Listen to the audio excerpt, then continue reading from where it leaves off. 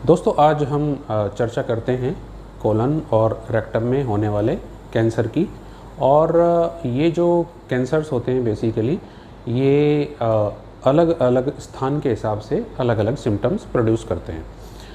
मैं ये बात यहाँ पे इसलिए महत्वपूर्ण रूप से कहने जा रहा हूँ कि बहुत सारे ऐसे पेशेंट्स होते हैं जो हमारे पास आते हैं और उनमें कोई स्पेसिफिक सिम्टम नहीं देखने को मिलता है, सिर्फ़ और सिर्फ उनको एनीमिया यानी कि ब्लड की काफ़ी मात्रा में कमी देखने को मिलती है।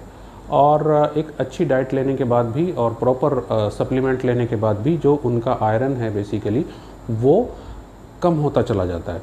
तो इस प्रकार से ये जो अनएक्सप्लेन्ड एनीमिया है, इस अनएक्सप्लेन्ड एनीमिया का एक बहुत महत्वपूर्ण जो कोज होता है वो सीकम में कैंसर का होना होता है, क्योंकि वहाँ पर कैंसर होने की वजह से एक तो ब्लीडिंग के कारण से ब्लड लॉस होता है और साथ ही साथ जो ट्यूमर है उसकी एक अपनी जो न्यूट्रिशन एब्जॉर्ब और उसको जो स्पेसिफिकली वहाँ से ब्लीडिंग होने के कारण और इटसेल्फ ट्यूमर के कारण जो है वो ब्लड का अधिक मात्रा में लॉस होता है।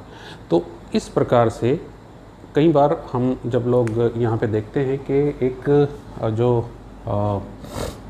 अनएक्सप्लेन्ड कोज ऑफ एनीमिया, जब भी कोई पेशेंट एनीमिया का आता है तो वैसे तो बहुत सारी उसमें एनीमिया का कभी अगर टॉपिक आएगा तो उस पर डिस्कशन किया जाएगा, लेकिन ऐसे पेशेंट्स जो अबव 40 हैं और पर्टिकुलरली 40 से 60 साल के बीच के जो रोगी हैं और जिनमें एनीमिया एक स्पेसिफिक कंप्लेंट के रूप में आ रहा है और थोड़ा बहुत कहीं ना कहीं उनको पेट में कुछ डिस्टर्बेंसेस भी होते हैं, उसमें स्पेसिफिकली हमको इस चीज़ को देखना चाहिए और ऐसे सभी लोगों को हमको आगे फर्दर इन्वेस्टिगेशंस के लिए जाना चाहिए।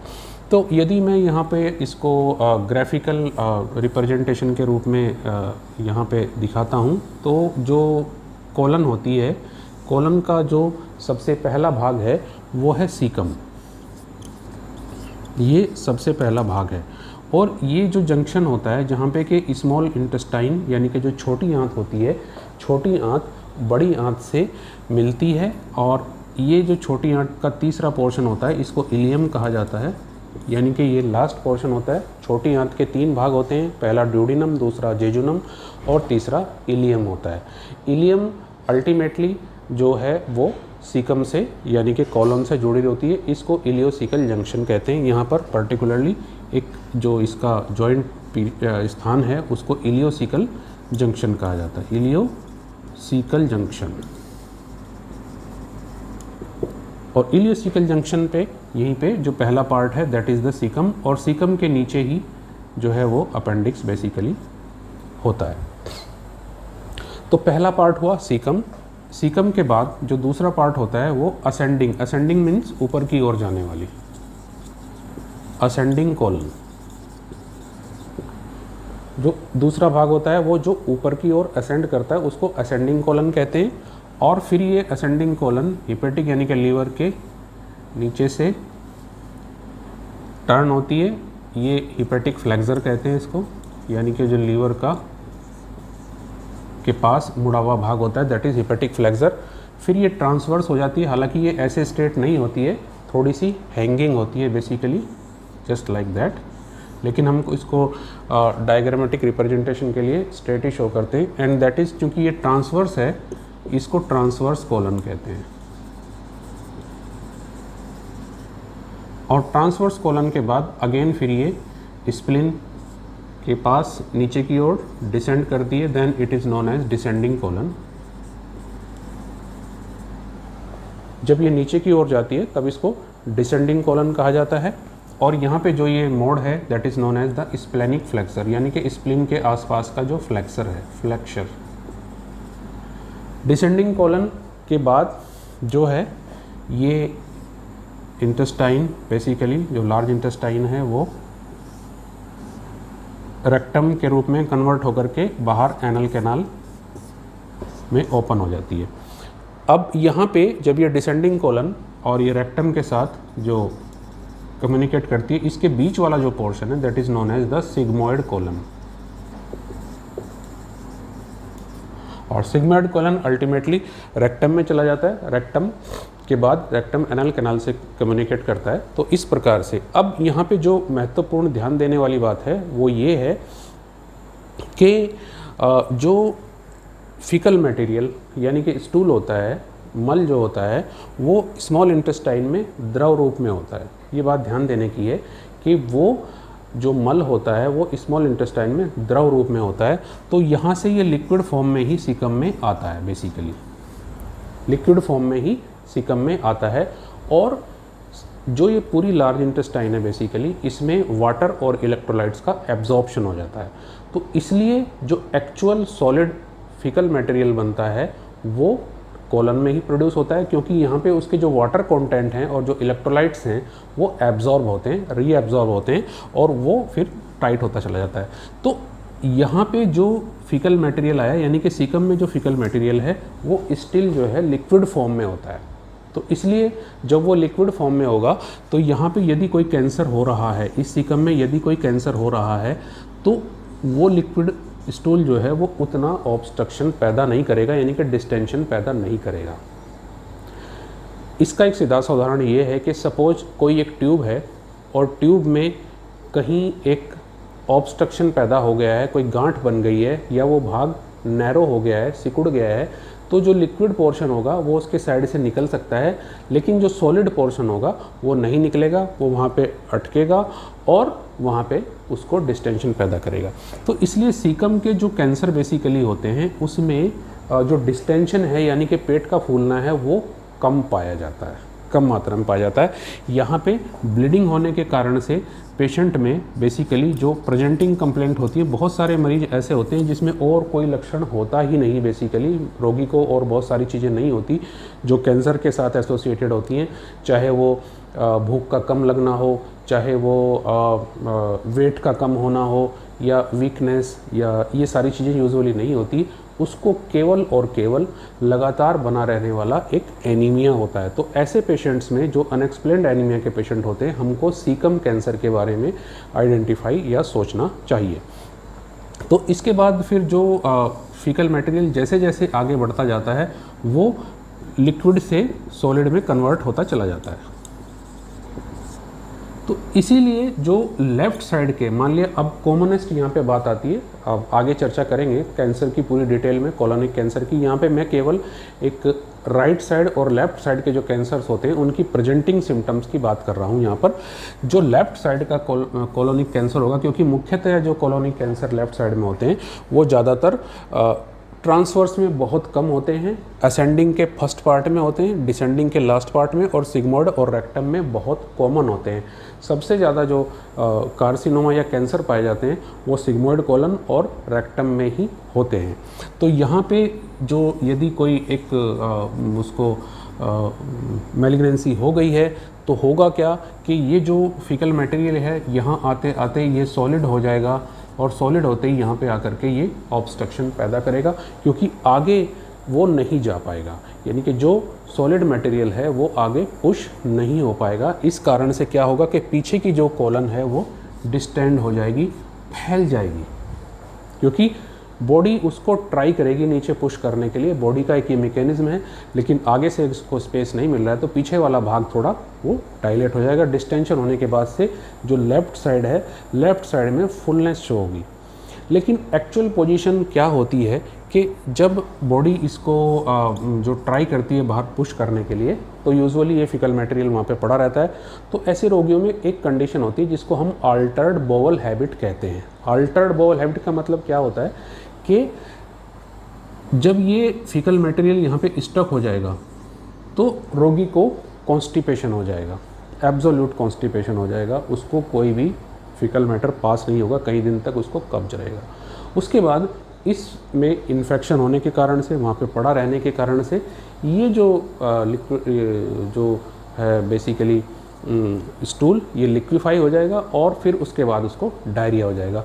तो alternate diarrhoea and alternate constipation, क्योंकि जैसे ही ये स्टूल पास हो जाएगा फिर कंडीशन वहीं आ जाएगी और वो स्टूल स्टक हो जाएगा। तो इस प्रकार से यहाँ पे ये बात आती है। तो जब भी हम ऐसे रोगियों की, हमारे पास कोई इस प्रकार का रोगी आता है तो उसको हमको कैसे प्रोसीड करें, इसके बारे में मैं अब आपको आगे बताता हूँ। जब कोई पेशेंट आपके पास आके ये कहता है कि उसका जो पैटर्न था मोशन जाने का वो चेंज हो गया, तो हमको उसको सीरियसली लेना चाहिए। हम उसको ये नॉर्मल भी हो सकता है, एक वेरिएशन भी होता है बहुत सारी जो है बाउल हैबिट्स में, बट यदि नॉर्मल बाउल हैबिट अचानक से या धीरे धीरे ग्रेजुअली या अचानक से चेंज हो रही है तो हमको उसको एड्रेस करना चाहिए। तो यूजुअली अब मैं पुनः इसको इसी डायग्राम के माध्यम से हम इसको समझने का प्रयास करते हैं।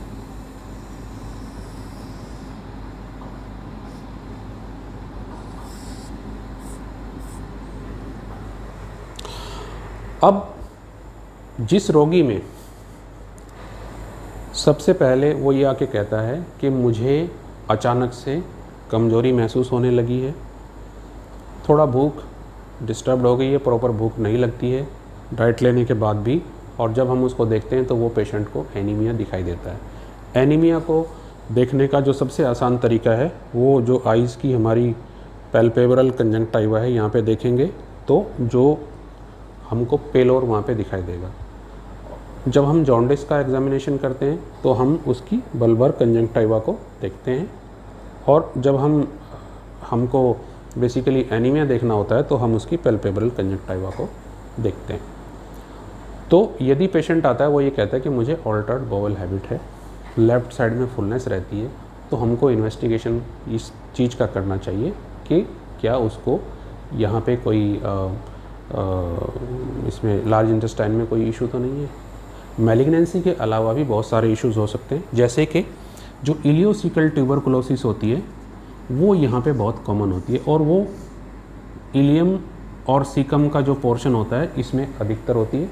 और यहाँ भी होता क्या है कि इसके चारों तरफ कुछ जो मोमेंटम और ये सारा इकट्ठे हो जाते हैं, और ये पीछे की तरफ थोड़ा डिस्टेंडेड हो जाता है। कई बार जो इसमें लिम्फ नोड होती हैं वो आपस में उसमें एब्सिस बनने के कारण से आपस में इंटेस्टाइन मैटिंग हो जाती है, तो रोगी को एक गोला सा घूमता हुआ दिखाई देता है। जैसे जैसे इंटेस्टाइन मूव करेगी ऐसे ऐसे वो एक बॉल मूवमेंट के रूप में बेसिकली फील होती है।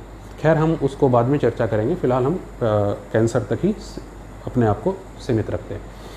तो सीकम कैंसर का जो लक्षण है वो है एनीमिया, और बहुत सारे केसेस में केवल यही एक लक्षण मिलता है, केवल और केवल एनीमिया।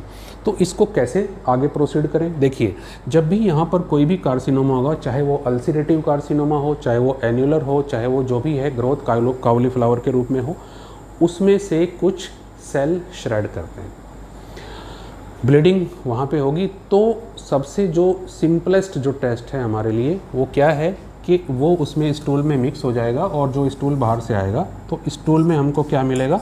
ऑकल्ट ब्लड मिलेगा, यानी कि वहाँ पे जो ब्लड के कंपोनेंट होते हैं आरबीसी वो हमको इसमें दिखाई देंगी।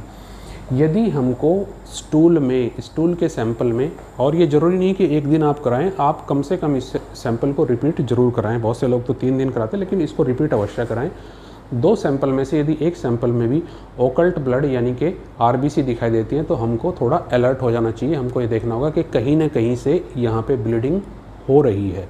तो उसमें जो सबसे पहला हम सीकम का यहाँ पे लेंगे। उसके बाद जो सिम्टम आएंगे, सिम्टम राइट साइड यानी कि जो सीकम वाला एरिया है और असेंडिंग वाला एरिया है, और लेफ़्ट साइड, इसमें दोनों में सिम्टम बिल्कुल डिफरेंट होते हैं।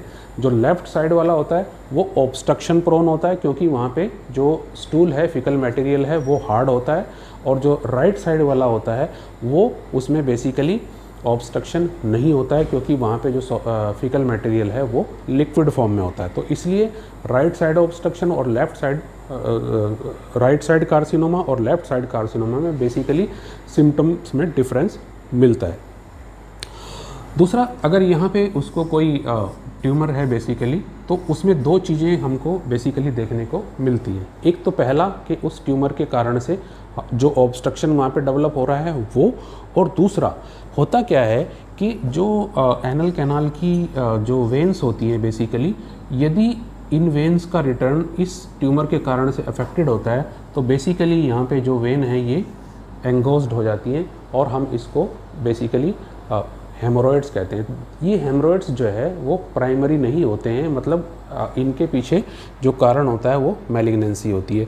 तो इसलिए यदि आप हेमरोइड्स देखते हैं किसी पेशेंट में, अब एक ये बहुत बड़ी बात यहाँ पे आती है कि जो हेमरोइड्स के जो पेशेंट हों, क्या सभी में कोलोनोस्कोपी की जानी चाहिए? क्योंकि कोलोनोस्कोपी बेसिकली एक कॉस्टली इन्वेस्टिगेशन है और सब लोग करा भी नहीं सकते। भारत की जो पॉपुलेशन है वो बहुत बड़ी है, तो इसमें सबसे पहली बात ये होती है कि जब भी हम हेमोरॉयड का कोई पेशेंट देखें तो उसको ऑपरेट करने से पहले कम से कम पर रेक्टल एग्जामिनेशन या प्रोक्टोस्कोप डाल के ज़रूर देखें। यदि अंदर हमको कोई एबनॉर्मल चीज़ नज़र आती है, क्योंकि रेक्टल जो कार्सिनोमा है हम उनको फिंगर से डिटेक्ट कर सकते हैं, आसानी से डिटेक्ट कर सकते हैं, तो इसलिए यदि हमको ये सस्पेक्ट करते हैं कि यहाँ पे रेक्टल कैंसर है और जो हेमोरॉयड हुआ है वो रेक्टल कैंसर की वजह से है, तो ऐसे केसेस को ऑपरेट न करें, सबसे पहले कोलोनोस्कोपी के लिए भेजें। तो सबसे पहला ऑकल्ट ब्लड का हो गया। उसके बाद आपको यदि सस्पेक्ट आप करते हैं तो जो मोस्ट डेफिनेट जो इन्वेस्टिगेशन है दैट इज़ कोलोनोस्कोपी। यूजुअली बहुत सारे लोग सिग्मोइडोस्कोपी के लिए पेशेंट्स को भेज देते हैं। मेरा ये मानना है कि जब हम इन्वेस्टिगेशन एक बार करा ही रहे हैं तो instead of seeing only the sigmoid and rectum, it is better to just perform the entire examination up to the caecum. तो this test is known as colonoscopy. Colonoscopy में जो सबसे पहले पेट साफ़ करने वाली दवाइयाँ दे करके पूरे कोलन को साफ़ कर लिया जाता है और कोलोनोस्कोप से पूरी जो कोलन है उसको विजुअलाइज किया जाता है, और यदि कहीं पे कोई ट्यूमर या ऐसा स्ट्रक्चर दिखाई देता है उसको बायोप्सी भी साइमल्टेनियसली ली जा सकती है, क्योंकि कोलोनोस्कोप में सारी फैसिलिटी होती हैं। उसमें हम इंस्पेक्शन भी कर सकते हैं, सक्शन भी कर सकते हैं और बायोप्सी या साथ के साथ जो उसका ट्रीटमेंट एस्पेक्ट है, यदि कोई पॉलिप है तो उसको रिमूव भी किया जा सकता है, फल्गुरेट भी कर सकते हैं। तो इस प्रकार से जो कोलोरेक्टल कैंसर्स होते हैं, इसकी जो बेसिक चीज़ है, जो बेसिक पार्ट है, सबसे पहले इसमें हमको ये ध्यान रखना है कि यदि रोगी की जो बॉवल हैबिट है वो अल्टर्ड हो गई है या चेंज हो गई है तो वो ध्यान देने योग्य है। तो सबसे पहले पेशेंट यदि ये कहता है कि मेरी जो बॉवल हैबिट है, पहले मैं एक बार मोशन जाता था लेकिन अब मुझे समस्या क्या होती है, कई बार मुझे कॉन्स्टिपेशन हो जाता है और कई बार मुझे दस्त लग जाते हैं, तो ऐसे केसेस को देखना चाहिए। उसको एनीमिया तो नहीं है, मतलब वो पीला तो नहीं लग रहा है देखने में, जो है क्लिनिकल इन्वेस्टिगेशंस कर सकते हैं। नेल का जो कलर है बेसिकली उसमें जो और फीचर्स कोइलोनाकिया, और हम सिंपली आई देख करके ये पता लगा सकते हैं कि वो एनीमिक है या नहीं। उसके बाद उसको लॉस ऑफ एपिटाइट तो नहीं है, जो कि एक लक्षण होता है, उसको मतलब कि भूख कम लग रही है। उसको लॉस ऑफ वेट तो नहीं है, यानी कि उसका वेट तो कम नहीं हो रहा है। इस प्रकार से ये सारी चीज़ें यदि देखने को मिल रही हैं, so there is no harm in sending the patients for the colonoscopy. Prior to that हम लोग और अपने जो क्लिनिकल मेथोडोलॉजी है उसको अडॉप्ट कर सकते हैं। एब्डोमेन एग्जामिनेशन करके कहीं उसको, जैसे फिकोलिथ है, ऊपर से कॉलन टेंडर तो नहीं है, कॉलन लोडेड तो नहीं है, ये सारी चीज़ें हम लोग देख सकते हैं और फाइनली हमको उसको कोलोनोस्कोपी के लिए भेजना चाहिए। कोलोनोस्कोपी के अंदर डायरेक्ट विजन में यदि कोई चीज़ डिटेक्ट होती है तो उसको आगे फर्दर उसका इन्वेस्टिगेशन, क्या कोई वो मैलिग्नेंसी है या कोई वहाँ पे इन्फ्लामेटरी बाउल डिजीज जैसे कि अल्सरेटिव कोलाइटिस या क्रोहन्स डिजीज़ है, और या फिर ट्यूबरकुलोसिस है, ट्यूबरकुलोसिस का अलग पैटर्न होता है, या फिर क्रोनिक अमीबियासिस है, या पॉलिप्स हैं, या फैमिलियल पॉलिपोसिस है। फैमिलियल पॉलिपोसिस का मतलब ये होता है कि जो एंटायर कोलोनस में कई जगह पे पूरा एरिया में मल्टीपल पॉलिप्स का बनना। एक तो सॉलिटरी पॉलिप होता है अकेला, जो बच्चों में यूजुअली पाया जाता है, जो तो केवल रेक्टम में होता है, उससे केवल ब्लीडिंग आती है, और जो एडल्ट्स में है वो पूरी कोलन में अनेक जगहों पर ये सब बनते हैं। तो इस प्रकार से जो मैंने राइट साइड और लेफ़्ट साइड के कोलन कैंसर का एक बेसिक आउटलाइन बताया, बाकी डिटेल कोलन और रेक्टल कैंसर का अगले जो वीडियो है उसमें डिस्क्रिप्शन दिया जाएगा। Thank you very much.